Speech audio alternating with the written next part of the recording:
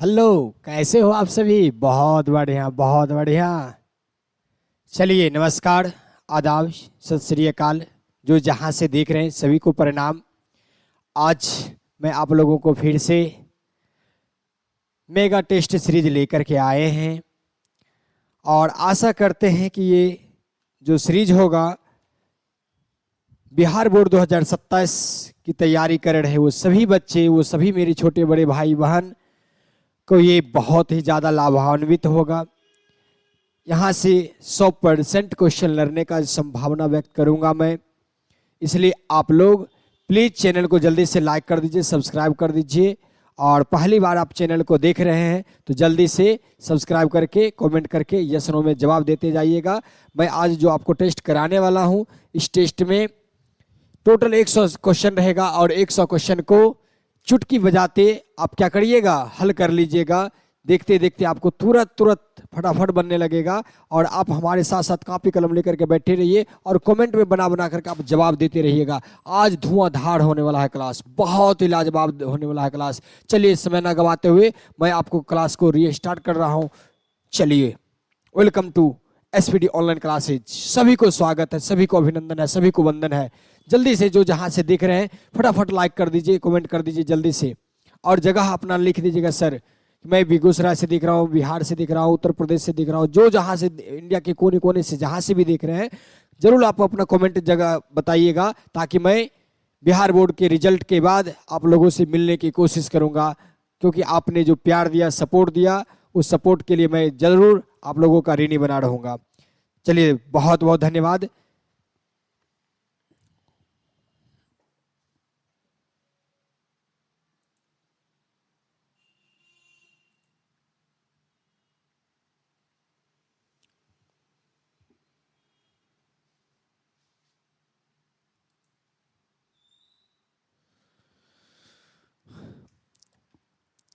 चलिए, बहुत लाजवाब, बहुत ही बढ़िया, बहुत बढ़िया।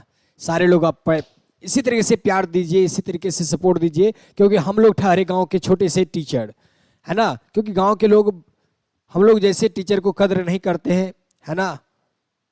आप लोग दिखा दीजिए कि हाँ, गांव के टीचर भी बहुत अच्छे होते हैं और बहुत कुछ कर सकते हैं। जल्दी से चलिए, फटाफट आप अपना प्यार दीजिए, जल्दी से कमेंट कीजिए। और जो जहां से देख रहे हैं प्लीज़ जरूर आप अपना जगह का नाम लिखिएगा कि सर मैं बेगूसराय, बिहार के कोने कोने या इंडिया के कोने कोने से जहां से भी देख रहे हैं, जल्दी से लिखिए, जल्दी से फटाफट। चलिए, शुरू करने से पहले एक छोटा सा क्या हो जाए, मोटिवेशनल शायरी हो जाए। कहा जाता है कि रख हौसला वो मंजर भी आएगा, रख हौसला वो मंजर भी आएगा, प्यासे के पास चल समंदर भी आएगा। क्यों हार करके बैठे हो ए मंजिल के मुसाफिर, वो मंजिल भी मिलेगी और मिलने का मजा भी आएगा। जल्दी चलिए शुरू करते हैं, सेशन को स्टार्ट करते हैं फटाफट। आज जो होने वाला है आप देख रहे हैं एसपीडी साइंस क्लासेज पे, मैथ का क्लास। कौन सा क्लास देखने वाले हैं? मैथ का क्लास देखने वाले हैं। आज टोटल 100 हम लोग भी ऑब्जेक्टिव लेकर के आए इस मेगा टेस्ट सीरीज 1 में। और डेली रख लीजिए कि लगभग मैं 9 बजे तक आप लोगों से जुड़ने की कोशिश करूंगा। आज थोड़ा टेक्निकल इशू के कारण थोड़ा लेट हुआ, क्योंकि 3 बार 4 बार मैंने लाइव आने की कोशिश किया, लेकिन थोड़ा यहाँ नेटवर्क इशू आ रहा है। आज पता नहीं क्या हुआ है, तो टेक्नीशियन को कॉल गया, टेक्नीशियन आकर के देख लेंगे तो लगेगा कि बहुत जल्दी मैं इसका सॉल्यूशन कर लूंगा। सभी लोग बता दीजिए मेरा आवाज़ आप लोगों के पास पहुंच रही है तो यस में जल्दी से जवाब दे दीजिएगा, जल्दी जल्दी से। क्या आवाज़ हमारी आप लोगों के पास पहुंच रहा है? तो यस नो में जवाब दे दीजिएगा, हाँ सर पहुंच रहा है या नहीं पहुंच रहा है। शुरू करें? चलिए शुरू करते हैं। आज का जो ये मेगा टेस्ट होने वाला है, बिहार बोर्ड 2027 का तैयारी कर रहे हैं वो सभी छोटे बड़े भाई बहन को बहुत ही ज़्यादा यहाँ से फायदा होने वाला है। और जरूर आप लोग यहाँ से देख करके आश्चर्य कर रहे होंगे, सर यहाँ पर मैथ का जादू लिखे हैं। क्या लिखे हैं? मैथ का जादू। आखिर इस वीडियो में ऐसा क्या होने वाला है, नहीं होने वाला है, इसका कल्पना भी आप लोगों ने अभी तक नहीं किया होगा। चलिए वीडियो को एंड तक जरूर देखिएगा और आपको रियल समझ में आ जाएगा कि हाँ सर ये मैथ का जादू नहीं तो है क्या, है ना। चलिए शुरू करते हैं। सेशन को गंभीर तरीके से हम लोग देखेंगे। एक छोटा सा मोटिवेशन, एक छोटा सा प्यार आप लोगों के लिए। हौसलों के तर्कस में कोशिशों का यह तीर जिंदा रखो। कहा गया कि हौसलों के तर्कस में कोशिश का तीर जिंदा रखो, हार जाओ चाहे जिंदगी में, सब्र का कुछ फिर से जिंदा रखो, है ना। ऐसा ही कुछ छोटा सा प्यार था। अब देखिएगा, फिर से मैं इस लाइन को दोहरा दूं कि हौसलों के तर्कस में कोशिश का तीर जिंदा रखो, हौसलों के तर्कस में कोशिश के तीर जिंदा रखो, हार जाओ चाहे जिंदगी में, सब कुछ फिर से, जीतों की उम्मीद जिंदा रखो, जीतों की उम्मीद जिंदा रखो। चलिए, बहुत बहुत प्यार आप लोगों का। क्वेश्चन नंबर फर्स्ट, आप पहला सवाल का जवाब फटाफट कमेंट में दीजिएगा जल्दी से, कि आज का सवाल आप लोगों के सामने मैं रखा हूं।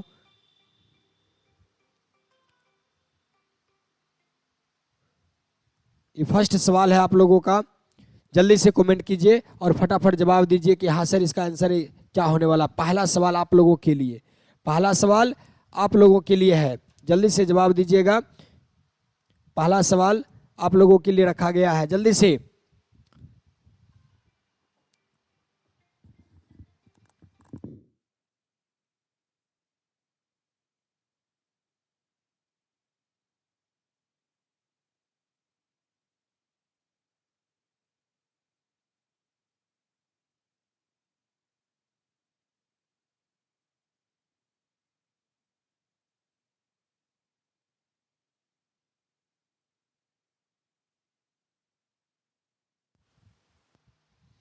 चलिए, बीच में टेक्नीशियन का ही कॉल था, टेक्नीशियन का कॉल आ गया था, वो लोग आ रहे हैं, ठीक है ना। लोकेशन बोल रहे थे देने के लिए, मैंने बता दिया उनको। वो आकर के, थोड़ा नेट कनेक्शन का प्रॉब्लम आ रहा था, नेट कनेक्ट नहीं हो पा रहा था सिस्टम में, इसलिए। चलिए, पहला सवाल है कि यदि साइन, सवाल नंबर 1 है आप लोगों के लिए कि यदि 2 साइन थीटा बराबर 1 तो थीटा का मान क्या होगा। 2 साइन थीटा बराबर 1 तो थीटा का मान क्या होगा। मेरे भाई मेरी बहन, आप लोग फटाफट जवाब दीजिएगा कि 2 साइन थीटा बराबर क्या दिया है 1, 2 इंटू में है तो साइन थीटा क्या हो जाएगा, थीटा इक्वल टू हो जाएगा 1/2। और आपको पता है 1/2 किसका मान होता है, साइन 30 डिग्री का मान होता है। तो क्या लिखेंगे, साइन थीटा बराबर साइन कितना 30 डिग्री, और साइन से साइन को खत्म कर दीजिए, थीटा इक्वल टू कितना हो जाएगा 30 डिग्री, और इसका आंसर होगा ए। क्या हो जाएगा, आंसर नंबर ए होगा। जल्दी से आप लोग फटाफट जवाब दीजिएगा। चलिए, क्वेश्चन नंबर 2, क्वेश्चन नंबर 2 करेंगे। क्या है सवाल, आप जल्दी से देखिए और जल्दी से फटाफट जवाब दीजिएगा। क्या है जवाब इसका, द्विघात समीकरण x² माइनस 5x प्लस 6 के मूल क्या है। यानी कि इसमें से आपका समीकरण दिया हुआ है कि x² माइनस 5x प्लस में 6 बराबर कितना 0 का कहाड़ा मूल क्या होगा।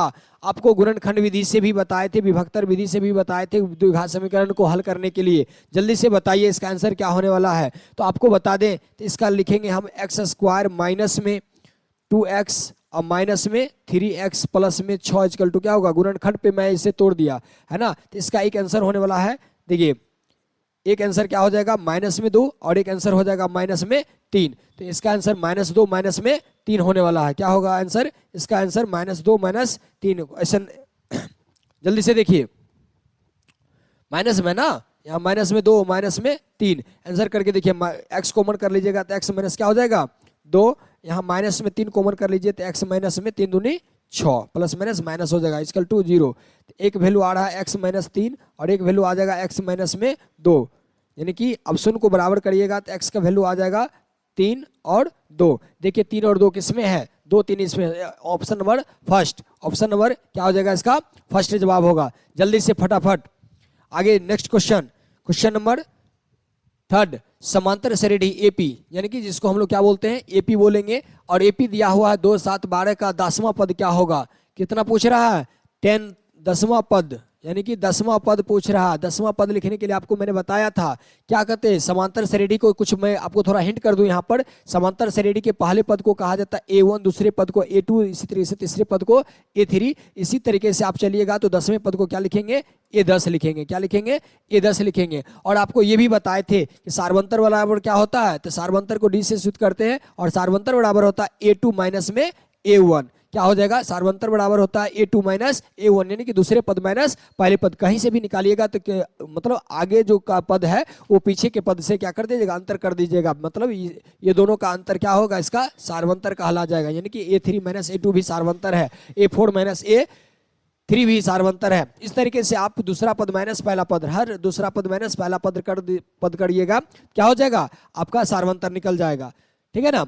और यहाँ पर 10वां पद का मतलब यहाँ पूछ रहा क्या चीज, A10 का। A10 को हम क्या लिखेंगे, A10 को लिखने के लिए हम लिखेंगे A प्लस में कितना, A प्लस में 9D। क्या लिखेंगे, A प्लस में 9D। तो अब बताइए इसका सार्वंतर कितना होगा पहले, तो सार्वंतर हो जाएगा 7 माइनस 2, दूसरा पद माइनस पहला पद कितना, 7 माइनस 2 यानी कि 5। सार्वंतर कितना हो जाएगा, 5 हो जाएगा। और पहला पद इसका यानी कि A1 7 है, दूसरा पद 7 मतलब पहला पद सॉरी 1 है, ये 2, और दूसरा पद 7, तीसरा पद कितना है 12, है ना।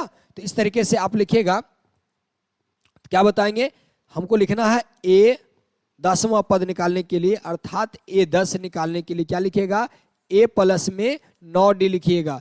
A का वैल्यू कितना है 2, प्लस में 9, और D का मान कितना आएगा 5, 9 5 45, प्लस में 2 क्या हो जाएगा 47। मेरे भाई कहाँ है 47 आंसर, देखिए option number A। Option number कहाँ है, A है।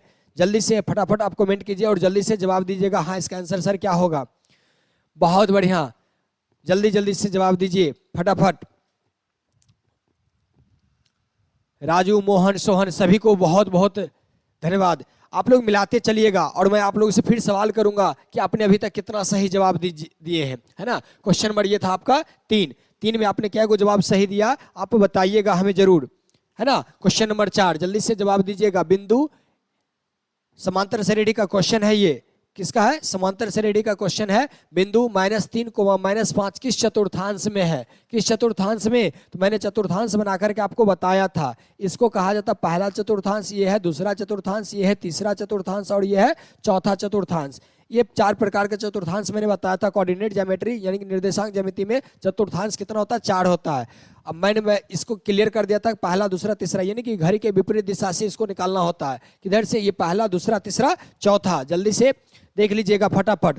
अब यहाँ है क्या कि पहला जो चतुर्थांश होगा, आप अभी तक नहीं जानते थे तो आप एक बार देख लीजिए ध्यान से। यहाँ से ये पहला चतुर्थांश और दोनों बिंदु क्या होगा, धनात्मक। जब भी बिंदु लिखा जाता है हर हमेशा x, y के रूप में लिखा जाता है। और x को क्या कहा जाता है, तो कोटि कहा जाता है। क्या कहा जाता है, कोटि। और y को क्या कहा जाता है, तो भुज कहा जाएगा। क्या कहा जाएगा, भुज। x को कोटि और y को क्या कहेंगे, भुज कहेंगे, ठीक है ना। तो हर हमेशा पहले कोटि और बाद में भुज लिखा जाता है। तो यहाँ पर जो लिखा हुआ प्लस, ये x का है और ये भी क्या है, y का है। तो दोनों धनात्मक होता है। इसमें देखेंगे तो पहले ऋणात्मक होगा और उसके बाद क्या होगा, धनात्मक। कैसे होगा, तो आपको मैंने बताया था, ये था x अक्ष और ये है आपका y अक्ष, है ना। तो हर हमेशा देखिए इधर x है तो पहले x की बिंदु लिखेंगे और x इधर क्या हो जाता है, ऋणात्मक होता है। क्या होता है, ऋणात्मक। इधर हो जाएगा धनात्मक।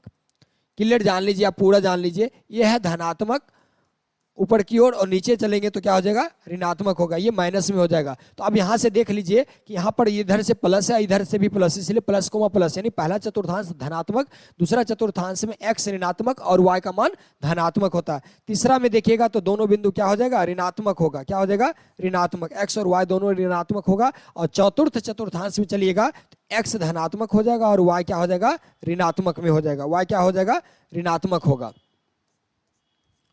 चलिए फटाफट जल्दी से देख लीजिए। तो अब समझ ही गए होंगे इसका आंसर क्या होने वाला है। जल्दी से कमेंट कर दीजिए यहाँ से इसका आंसर क्या होगा। जल्दी से, ए में दिया है प्रथम द्वितीय तृतीय चतुर्थ, जल्दी से बताइए कौन सा आंसर होगा। तो आप देख रहे हैं बिंदु था -3 -5, दोनों बिंदु ऋणात्मक है। दोनों बिंदु ऋणात्मक मैंने कहा बताया, तीसरा चतुर्थांश किसमें बताया, तृतीय चतुर्थांश। ऑप्शन नंबर सी कहाँ होगा, ऑप्शन नंबर सी होगा, तृतीय चतुर्थांश, ऑप्शन नंबर सी। जल्दी से आप बताइए। नेक्स्ट सवाल है आपका सवाल नंबर 5। वृत्त की सबसे बड़ी जीवा, वृत्त की सबसे बड़ी जीवा को क्या कहा जाता है। अच्छा ये बताइए, वृत्त आपने देखा होगा कहाँ पर देखा होगा, आप जो हाथ में गोल डाल वाला घड़ी पहनते हैं वो भी वृत्ताकार होता है। कैसा होता है, वृत्ताकार। आपकी मम्मी रोटी पकाती होगी, रोटी भी कैसा होता है, वृत्ताकार। बच्चा में आप कविता भी पढ़े होंगे, मम्मी का रोटी गोल गोल, पप्पा का पैसा गोल गोल, है ना। तो याद आया ना, ये गोलाकार होता है। कैसा होता है? गोलाकार। बात करते हैं इसकी सबसे बड़ी जीवा की, है ना। बड़ी जीवा कहां से गुजरता है? तो जो व्यास को ही क्या कहा जाता है? बड़ी जीवा कहा जाता है। और व्यास जो गुजरता है वो कहां से गुजरता है वृत्त में? तो आप बता दीजिएगा मेरे भाई, कहां से गुजरेगा? व्यास कहां से गुजरता है? केंद्र से होकर के गुजरता है। देखिए थोड़ा स्पष्ट फिगर हम बना देते हैं, स्पष्ट फिगर नहीं था इसलिए आप लोगों को थोड़ा दिखने में परेशानी हो रहा होगा। चलिए मैं आपको एक स्पष्ट फिगर बना दिया ताकि आपको क्लियर दिखाई दे, है ना।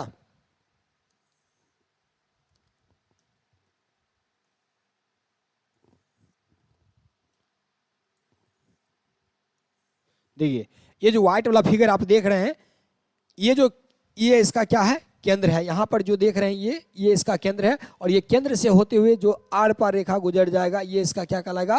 व्यास कहलाएगा। और यही वृत्त की सबसे क्या होती है? लंबी जीवा होती है। यही इसकी सबसे लंबी क्या हो जाती है? जीवा होती है। तो आंसर इसका क्या हो जाएगा? वृत्त की सबसे लंबी जीवा को क्या कहा जाता है? व्यास कहा जाता है। क्या कहा जाएगा? व्यास कहा जाएगा। जल्दी से कमेंट कीजिए फटाफट।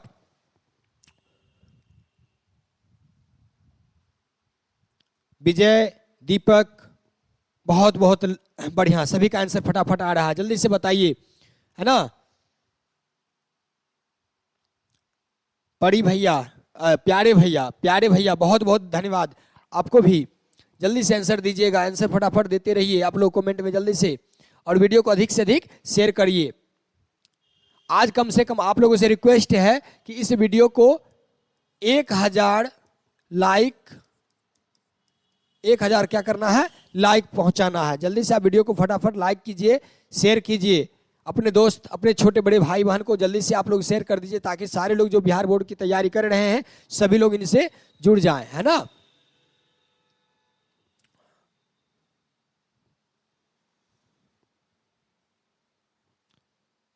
गुड मॉर्निंग सभी को, गुड मॉर्निंग। जल्दी से देखिए, सभी को गुड मॉर्निंग। नेक्स्ट सवाल है आपका, सवाल नंबर 6। 1045 का मान कितना होता है? मेरे भाई 1045 का मान देखिए कितना लाजवाब क्वेश्चन है। 1045 का मान 2024 में पूछा गया क्वेश्चन है। देखिए कितना हल्का हल्का सवाल पूछ रहा है ना। तो आप लोग कभी भी गंभीर से मत लीजिए, है ना, कि क्या होगा नहीं होगा। होगा वही जो हिम्मते खुदा होगा, है ना। भगवान जो जैसा चाहेंगे वैसा ही होगा। और आप लोग पहले क्या करिए? कर्म करिए, फल की प्रतीक्षा नहीं कीजिए, है ना। गीता में कहा गया कर्म करो, फल की प्रतीक्षा ना करो। चलिए जल्दी से पहला 6 नंबर सवाल है आपका, क्या है? 1045 का मान कितना होता है? तो मैंने बताया था आपको 1045 का मान, क्या बताया था? 1045 का मान 1 होता है। कितना होता है? 1 होता है। तो देखिए ऑप्शन नंबर कहां पर है? बी। ऑप्शन नंबर कितना है? बी होगा। कहां होगा? Option number B. जल्दी से अगला सवाल है क्वेश्चन नंबर 7। प्रथम 5 प्राकृत संख्याओं का माध्य कितना होगा? प्रथम 5 प्राकृत संख्या। प्राकृत संख्या किसको कहा जाता है? तो गिनती के संख्या को प्राकृत संख्या कहा जाता है। और गिनती की संख्या 1 से शुरू होता है और ये चलते रहता है। 1 2 3 4 5 कहां तक कह रहा था? प्रथम 5 प्राकृत संख्याओं का माध्य कह रहा निकालने के लिए। क्या निकालने के लिए कह रहा? माध्य। माध्य बराबर आपको मैंने बताया था सभी प्रेक्षणों का योग। क्या बताया था? सभी प्रेक्षणों का योग बटे प्रेक्षणों की कुल संख्या। टोटल संख्या कितना है? 5 है। सबको जोड़ दीजिए और 5 से भाग दे दीजिए जल्दी से। कितना हो जाएगा? 5 4 9 3 12 2 14 1 15। 15 में 5 से भाग दीजिएगा, कितना करिएगा? जोड़ने के बाद देखिए 3 3 6 4 10 5 15। जल्दी से कहीं से जोड़िए 15 आएगा और 15 को 5 से भाग दीजिएगा। 5 या 15 कट गया, कितना आएगा? 3। ऑप्शन नंबर कहां पर है? बी नंबर ऑप्शन है इसका। ऑप्शन नंबर बी सही होगा। जल्दी से नेक्स्ट सवाल, सवाल नंबर 8। एक निश्चित घटना की प्रायिकता होती है। हाँ यहां पर समझना है आप लोगों को, है ना। आपको मैं कुछ हिंट कर दूं ताकि आप इसी को ध्यान से देखिएगा। आपको बहुत ही बिहार बोर्ड के लिए ये रामबाण ट्रिक है जो आप लोग ने देखा था ना, मेरे थंबनेल में जो देखा था, पोस्टर में जो देखा था कि सर ये मैथ का जादू। हाँ बिल्कुल मैथ का जादू होने वाला, हर आपको जादुई पॉइंट को मैं सिखाने वाला हूं। अब प्रायिकता के बारे में थोड़ा जान लीजिए। तो क्या होता है? निश्चित घटना की प्रायिकता।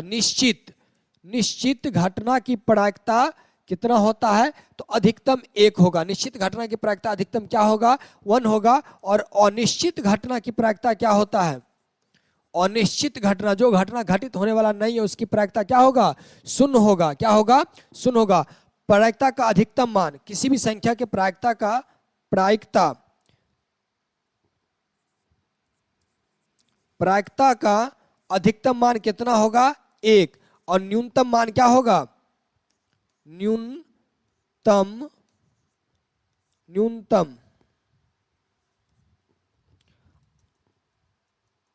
क्या होगा,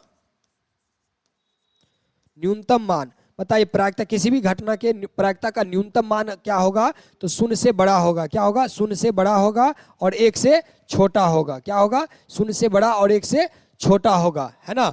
और एक चीज और, किसी भी घटना का, यानी कि संभव, जो घटना संभव है, संभव घटना का प्रायिकता क्या होगा, 1। और असंभव घटना का प्रायिकता क्या होगा, 0। असंभव घटना की प्रायिकता क्या होगा, 0। एक चीज और आपको बता दूं, प्रायिकता यानी कि probability of E plus probability of E note, probability of E note. E note मतलब क्या, प्रायिकता जो नहीं घटित है, प्रोबेबिलिटी ऑफ ई नोट बराबर कितना, प्रोबेबिलिटी ऑफ प्रायिकता का, यानी कि probability of E plus probability of E note बराबर क्या लिखिएगा, 1। क्या हो जाएगा, 1 हो जाएगा, है ना। तो प्रोबेबिलिटी ऑफ ई नोट, प्रायिकता जब निकालना होता है तो क्या करिएगा, 1 माइनस प्रोबेबिलिटी ऑफ ई, 1 की प्रायिकता को घटा दीजिएगा। इस तरीके से आपको निकालना होता है ना। तो आप इसी को याद रखिएगा, किसी निश्चित घटना की प्रायिकता क्या होगा, जो संभव है उसकी प्रायिकता 1 होता है, और निश्चित जो असंभव है उसकी प्रायिकता 0। अधिकतम, किसी भी घटना का प्रायिकता का अधिकतम मान क्या हो सकता है, तो 1 होगा। और न्यूनतम मान क्या होगा, तो 0 से बड़ा और 1 से छोटा होगा। 0 से छोटा नहीं हो सकता, माइनस में नहीं जा सकता किसी भी घटना का प्रायिकता, है ना। तो इतना चीज आपको पता है। तो कहता है एक निश्चित घटना की प्रायिकता क्या होती है, एक निश्चित घटना की प्रायिकता क्या होगी, तो 1 होगी। एक निश्चित घटना की प्रायिकता क्या होगी, 1 होगी। ऑप्शन नंबर कितना है, बी। ऑप्शन नंबर क्या हो जाएगा, बी आपका सही आंसर होगा, है ना। चलिए नेक्स्ट सवाल, सवाल नंबर 9। देखिए जल्दी से बताइए, द्विघात समीकरण का क्वेश्चन है, द्विघात समीकरण का क्वेश्चन है। फटाफट जल्दी से जवाब दीजिए, फटाफट जल्दी से जवाब दे दीजिए क्वेश्चन नंबर 9 का, है ना। कह रहा है कि यदि किसी द्विघात बहुपद px बराबर दिया है एक्स स्क्वायर माइनस में 2x प्लस में 5, क्या दिया है, एक्स स्क्वायर माइनस में 2x प्लस 5 के शून्यक अल्फा कोमा बीटा हो, तो अल्फा प्लस बीटा का मान क्या होगा। देखिए बहुत ही लाजवाब क्वेश्चन है, बिहार बोर्ड के लिए बहुत ही इंपॉर्टेंट क्वेश्चन है, 2024 का ये भी पूछा हुआ क्वेश्चन है ना। तो जल्दी से आप लोग जवाब दीजिए, इसका आंसर क्या होगा। तो मैंने बताया था कि द्विघात समीकरण में विभक्तर बराबर क्या होता है, तो डी। विभक्तर बराबर क्या होगा, विभक्तर को डी से सूचित करते हैं। विभक्तर को किससे सूचित किया जाता है, डी से। विभक्तर बराबर होता है बी स्क्वायर माइनस 4ac। थोड़ा थोड़ा आपको हिंट कर देते हैं। और शून्यक का जांच आपको जब बताए थे मैं आपको, तो शून्यक का जांच में बताए थे अल्फा प्लस में बीटा, अल्फा प्लस बीटा बराबर होता है माइनस बी बटे ए, और अल्फा इंटू बीटा शून्यकों का गुणनफल बराबर बताए थे मैं सी बटे ए। क्या बताया था, सी बटे। दूसरा चीज, एक चीज और मैं बता दूं, यहां पर जो समीकरण दिया हुआ है एक्स स्क्वायर माइनस में 2x प्लस में 5, द्विघात समीकरण है, तो लास्ट में क्या लगा दीजिए, बराबर में शून्य लगा दीजिए, ठीक है ना। बराबर क्या कर दीजिए, शून्य। एक चीज बताइए, जब भी आपको यहां से ए बी सी क्या होगा, ए बी सी क्या होगा इसमें, तो आपको मैं बता दूं एक्स स्क्वायर का जो गुणांक होता है ना, एक्स स्क्वायर का, उसको कहा जाता है ए, एक्स के गुणांक को कहा जाता है बी, और जो अचर अंक रहता है उसको क्या कहा जाता है, सी कहा जाता है। क्या कहा जाएगा, सी। जिनको नहीं पता अभी तक, जो नहीं जानते थे, जल्दी से देख लीजिए और फटाफट जवाब दीजिएगा, है ना। बहुत सारा इस तरीके से क्वेश्चन और आगे आने वाला है। तो एक्स स्क्वायर के गुणांक को ए कहेंगे, एक्स के गुणांक को बी कहेंगे, और अचर अंक को क्या कहेंगे, सी। जहां ए बी सी क्या है, एक वास्तविक संख्या होती है। क्या होती है, वास्तविक संख्या होती है। तो फटाफट आप बताइए, मैं सारा चीज तो आपके सामने रख दिया। तो आपको पूछ रहा था क्या चीज, कि यदि किसी द्विघात बहुपद पी एक्स के लिए, यानी कि एक्स स्क्वायर प्लस में x square minus 5 2x plus 5 के शून्यक अल्फा कोमा बीटा हो, यानी कि इस द्विघात समीकरण का कारण कि शून्यक यदि अल्फा और बीटा होगा, तो अल्फा प्लस बीटा का मान क्या होगा, यानी कि शून्यकों का योग क्या होगा। तो शून्यकों का योग का फॉर्मूला मैंने बताया माइनस बी बटे ए, और बी क्या कितना दिया है, तो माइनस में 2, और ए का मान कितना है 1। तो यानी कि अल्फा प्लस बीटा बराबर हो जाएगा माइनस बी अपॉन ए, और इसका वैल्यू कितना है, तो बी का वैल्यू है -2 और ए का वैल्यू 1 है, तो इसका आंसर क्या हो जाएगा, तो -2 हो जाएगा मेरे लाडलो। इसका आंसर क्या हो जाएगा, -2। -2 देखिए कहाँ है, ऑप्शन नंबर बी में है, तो इसका आंसर क्या हो जाएगा, ऑप्शन बी होगा। जल्दी से इसी तरह से जवाब देते रहिए और आप लोग बताइएगा। ये क्वेश्चन नंबर 10 है। क्वेश्चन नंबर 10 कह रहा है साइन स्क्वायर 30 डिग्री और कॉस स्क्वायर 30 डिग्री का मान क्या होगा। इसके लिए भी मैंने आपको एक फार्मूला बताया था। क्या बताया था, जल्दी से आप लोग प्लीज बताइएगा। क्या फार्मूला क्या मैंने बताया था, क्या फार्मूला बताया था, एक फार्मूला बताया था कि साइन स्क्वायर थीटा प्लस में कॉस स्क्वायर थीटा होता है तो इसका वैल्यू कितना होता है, 1 होता है। अब देखिए थीटा दोनों समान होना चाहिए, कितना होना चाहिए, समान होना चाहिए। इसी तरीके से आपको मैं बताया था सेक स्क्वायर थीटा माइनस में टेन स्क्वायर थीटा बराबर कितना होता है, 1 होता है। इसके साथ एक और बताया था कॉसेक स्क्वायर थीटा माइनस में cot square theta equal to कितना बताया था, 1। तो यहां पर देखिए कौन सा फॉर्मूला लगने वाला है, साइन के रूप में दिया है कि साइन स्क्वायर 30 डिग्री यानी कि थीटा 30 डिग्री है, फिर प्लस है कॉस स्क्वायर 30 डिग्री, थीटा दोनों समान है तो इसका वैल्यू क्या होगा, 1 होगा। तो इसका right answer option number B. कौन सा आंसर हो जाएगा, ऑप्शन नंबर इसका बी होगा। जल्दी से आप लोग फटाफट जवाब दीजिए। इसका आंसर राइट आंसर क्या होगा, बी होगा। राइट आंसर बी हो जाएगा। जल्दी से नेक्स्ट क्वेश्चन, आपका अगला सवाल है, जल्दी से फटाफट जवाब दीजिए। हाँ चलिए, अभी तक मैंने 10 क्वेश्चन कराया, 10 में से आपने कितना सही किया, टोटल 10 क्वेश्चन। 10th क्वेश्चन में आपने टोटल 10th क्वेश्चन किया और 10th में आपने कितना सही किया, 10 में आपका कितना सही है, जल्दी से बताइए 10 में आपका कितना सही है, फटाफट जल्दी से जवाब दीजिएगा 10 में आपका कितना सही है। चलिए नेक्स्ट क्वेश्चन देखिए, क्वेश्चन नंबर 11 क्या कह रहा कि दो समरूप त्रिभुज की भुजाओं का अनुपात, क्या दे रखा है, दो समरूप त्रिभुज के भुजाओं का अनुपात कितना है, 4:9 है। तो उनके क्षेत्रफलों का अनुपात क्या होता है, यानी कि क्षेत्रफल ये क्या कहते हैं, इसका क्षेत्रफल प्रमेय से आपको मैं बताया था समरूप त्रिभुज का, समरूपता की कसौटी में जब बताया था कि दो समरूप त्रिभुज का क्षेत्रफल का जो अनुपात होता है, यानी कि क्षेत्रफल का अनुपात बराबर होता है उसके संगत भुजा के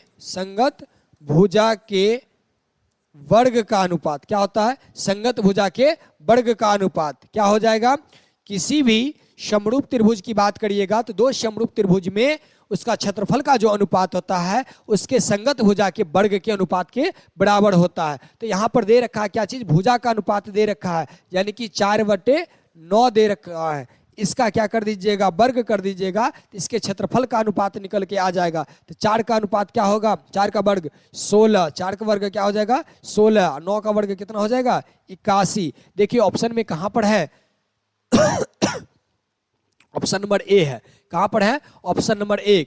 क्या हो जाएगा 4:9 यानी कि 4 का स्क्वायर 16 और 9 का स्क्वायर कितना होगा 81 होगा, यानी कि हो जाएगा इसका वर्ग अनुपात क्या हो जाएगा 16:81। आप कभी भी उल्टा नहीं मत लगा दीजिएगा, 81:16 ऐसा नहीं होता, जो पहले दिया वो पहले आएगा, जो बाद में है वो बाद में आएगा, है ना। इसलिए इसका राइट आंसर क्या हो जाएगा, ऑप्शन नंबर ए होगा। 11 का राइट आंसर क्या होगा, ए हो जाएगा। जल्दी से क्वेश्चन देखिए, क्वेश्चन नंबर 12 क्या है, क्वेश्चन नंबर 12 फटाफट, बिंदु 4, -3 की मूल बिंदु से दूरी क्या होगी। मूल बिंदु से पूछ रहा है, बहुत ही अच्छा क्वेश्चन है ना।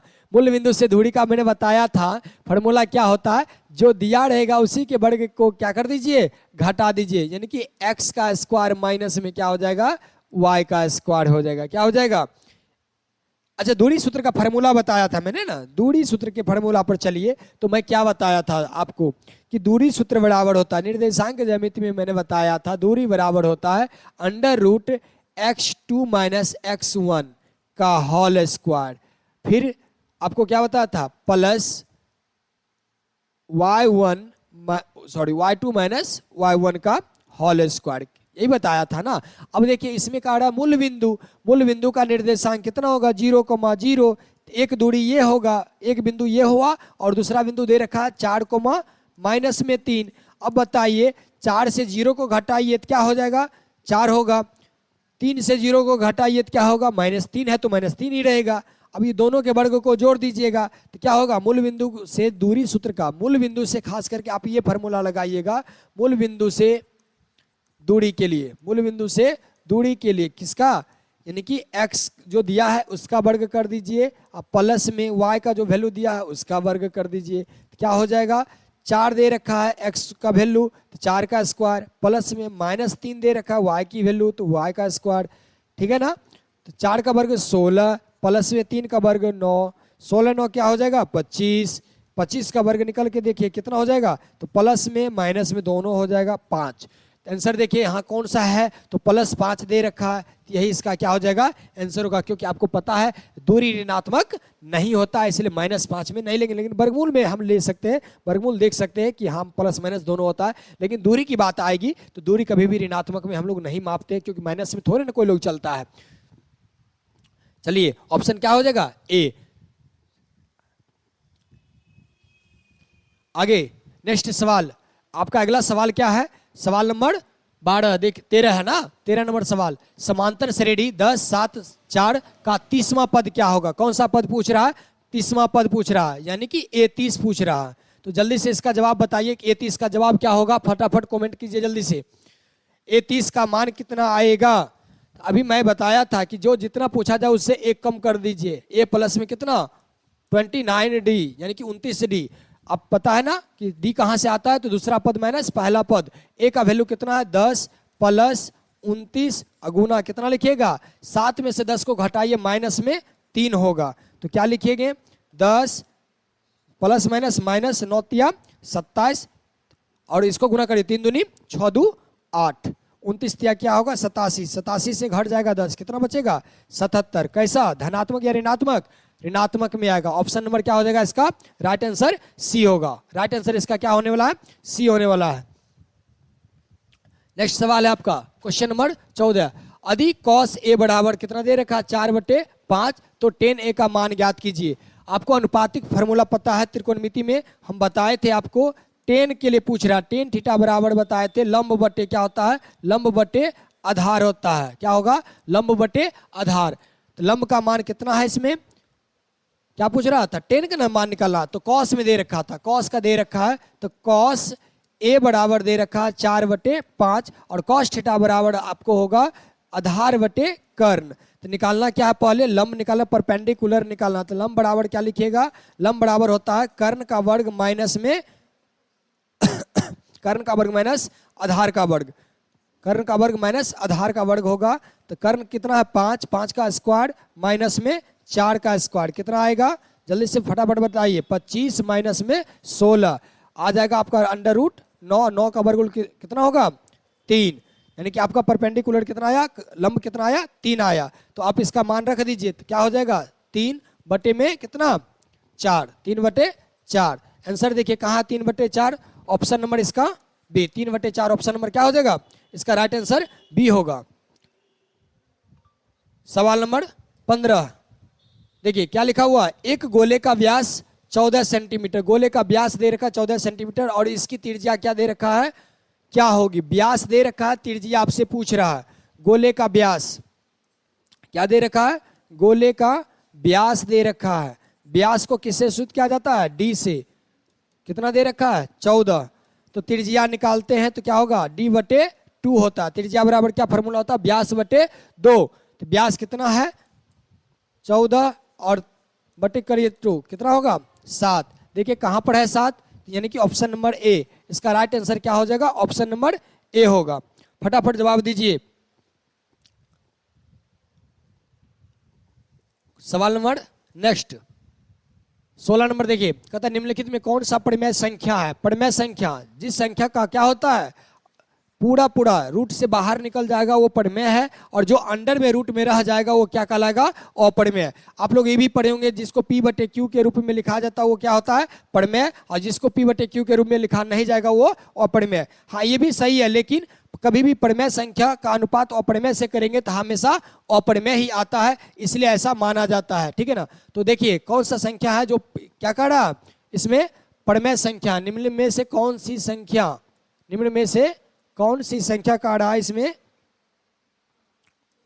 कौन सी संख्या प्रमेय संख्या है, यानी कि रेशनल नंबर है? जल्दी से बताइए क्या हो जाएगा। तो देखिए यहाँ पर ऑप्शन ए में दिया है √3, कभी ये बाहर नहीं निकलेगा तो नहीं होगा।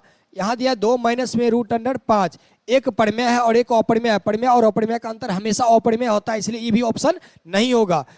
थर्ड में देखिए तो 2 रूट क्या है 3 है और भाग कर रहा है √3 से, √3 क्या हो जाएगा, कट जाएगा, बचा 2, 2 क्या कहलाएगा, प्रमेय संख्या। और डी में देखिए तो क्या है 6 का वर्गमूल नहीं निकलता, इसलिए ये रूट में रहेगा, ये अप्रमेय। तो इसका राइट आंसर क्या हो जाएगा, सी होगा। राइट आंसर क्या होगा, इसका सी होगा। सवाल नेक्स्ट देखिए 17 नंबर सवाल का रहा, किसी बाह्य बिंदु से, कहां से, किसी बाह्य बिंदु से वृत्त पर कितनी स्पर्श रेखा खींची जा सकती है। चलिए आपको वृत्त बनाकर के हम दिखाते हैं, वृत्त के बाह्य बिंदु से कितना स्पर्श रेखा खींची जा सकती है। वृत्त के बाह्य बिंदु से कितनी स्पर्श रेखा खींची जाएगी, चलिए देखिए।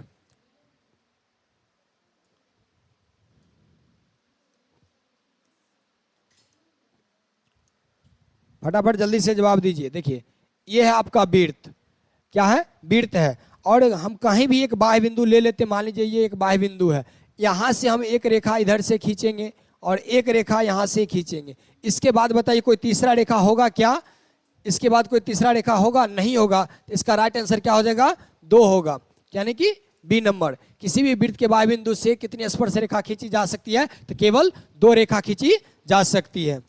सवाल नेक्स्ट, द्विघात बहुपद x² - 3 के शून्यक होंगे। क्या पूछ रहा है, x² - 3 का शून्यक। शून्यक निकालने के लिए आपको शून्य के बराबर कर दीजिए। क्या होगा, x बराबर हो जाएगा +3 माइनस में बराबर को उस पार जाएगा +3, स्क्वायर है तो रूट अंडर लगेगा, √3। और किसी भी संख्या का वर्गमूल जो निकलता है वो धनात्मक ऋणात्मक दोनों निकलता है, इसलिए एक क्या हो जाएगा इसका शून्यक +3 और एक शून्यक हो जाएगा इसका -3। +3 -3 ऑप्शन नंबर कहाँ है, डी नंबर। इसके लिए इसका राइट आंसर क्या हो जाएगा, डी होगा। राइट आंसर क्या होगा इसका, डी। जल्दी से आप प्लस में माइनस में दोनों रूट में ही होगा, सॉरी यहाँ रूट में नहीं है ना, ऑप्शन यहाँ गलत है। ऑप्शन नंबर डी नहीं, ऑप्शन नंबर आपका कहाँ आ जाएगा, एक धनात्मक एक ऋणात्मक, बी में आ जाएगा। कहाँ आ जाएगा, बी में, ये नहीं होगा। नेक्स्ट सवाल क्वेश्चन नंबर 19 कह रहा है, यदि ABC त्रिभुज है और इसका समरूप कर रहा है DEF से, तो कह रहा है एरिया ऑफ ABC और दे रखा 64 और एरिया ऑफ DEF दे रखा है कितना, 121। तो आपको कह रहा है EF 15.4 सेंटीमीटर है, तो BC ज्ञात कीजिए। आपको 2 त्रिभुज दिया है, दोनों त्रिभुज आपस में क्या है, समरूप है। क्या है, 2 त्रिभुज दे रखा है और दोनों त्रिभुज समरूप है। एक त्रिभुज का एरिया भी दे रखा है, कितना दे रखा है, 64 सेंटीमीटर स्क्वायर, और दूसरा त्रिभुज का एरिया दे रखा है 121 सेंटीमीटर स्क्वायर। EF का मान दे रखा है 15.4। तो अगला पूछ रहा है क्या BC का मान क्या होगा। अब समझिए इस चीज को, 2 त्रिभुज हम लेते हैं, क्या है, त्रिभुज में कह रहा था, तो 2 त्रिभुज आप ले लीजिए। चलिए मान लीजिए एक त्रिभुज यहां पर ले लिया या एक दूसरा त्रिभुज हम ये ले लिए।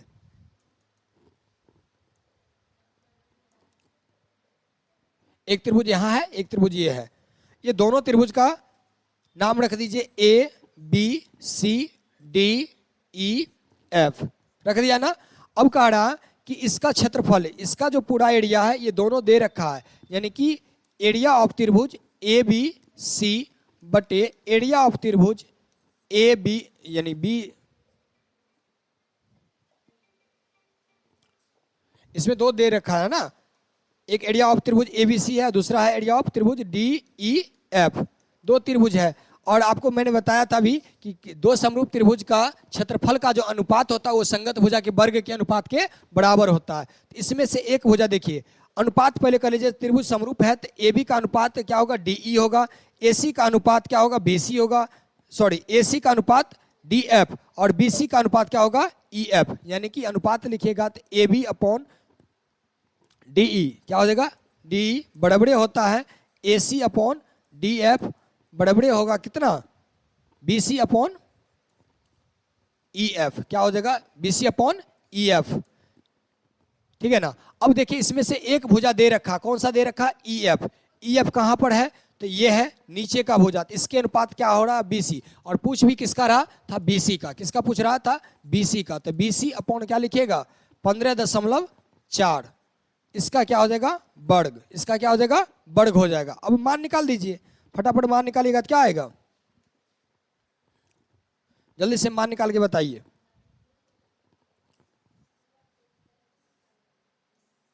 इसका मान निकालते हैं तो देखिए सबका मान रख देते हैं। क्षेत्रफल कितना दिया है 64, एक दिया है 121, इधर स्क्वायर है तो इधर आ जाएगा अंडर रूट लग जाएगा, हो जाएगा BC बटे कितना 15.4, इसका वर्गमूल निकालिए तो कितना होगा 8 होगा, 121 का 11 होगा, बराबर कितना BC बटे 15.4, क्रॉस गुना कर दीजिए क्या हो जाएगा BC गुना 11 बराबर 8 गुना 15.4, तो BC बराबर क्या हो जाएगा 8 गुने 15.4 बटे कितना 11, इसको डिवाइड करिए देखिए कितना आंसर आ रहा है।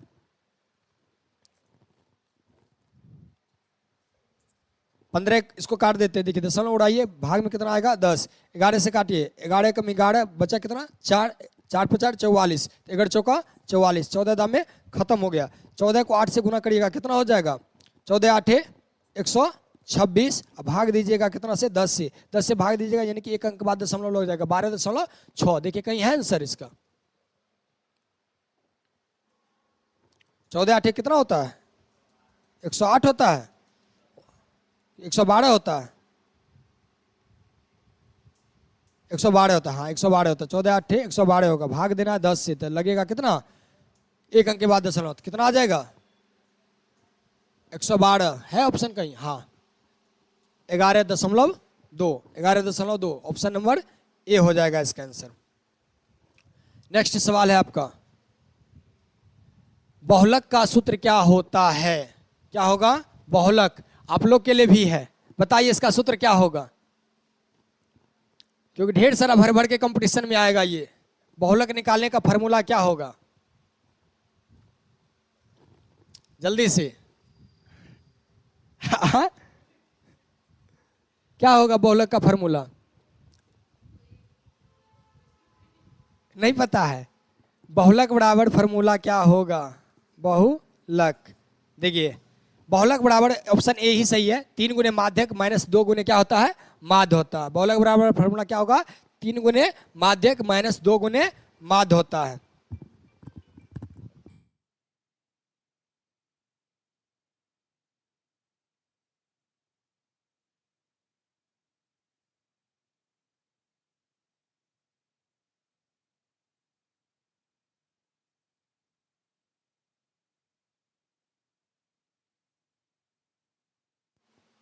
आया जवाब, चलिए बहुत अच्छा, सभी का जवाब ए आ रहा है, ऑप्शन नंबर क्या हो जाएगा ए इसका राइट आंसर होगा। अभी तो सवाल बहुत सारा है, आज तक का क्लास इतने पर रहने देते हैं 20 सवाल तक, और आप जल्दी से कमेंट में बताइए कि आप लोग को 20 में कितना सही हुआ, आप लोगों को 20 में कितना सही हुआ, फटाफट जल्दी से कमेंट बताइए। और फिर हम मिलते हैं कल नेक्स्ट डे इसी टाइम में, और एक क्लास आज रात में भी होने वाला है, आप लोग रात में जरूर जुड़िएगा 8:30 में, कितना 8:30 में आपका नोटिफिकेशन चल जाएगा, जल्दी से चैनल को सब्सक्राइब कर लीजिए फटाफट।